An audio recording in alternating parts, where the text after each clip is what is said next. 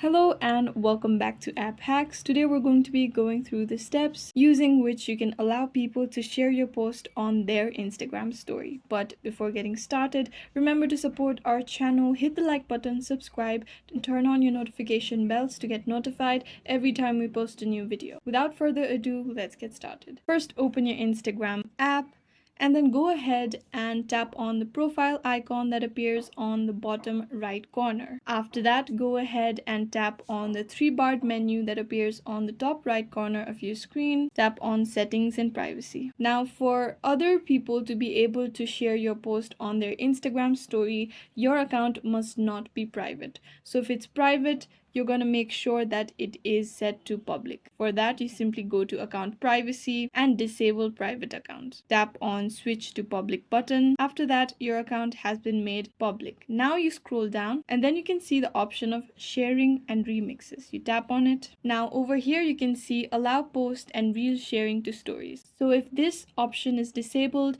other people may not be able to add your post to their story. So make sure that this option is enabled, and this is how other people on Instagram can add your post to their Instagram story. I hope this video was useful. If you have any questions, let us know in the comments down below, and thanks for watching.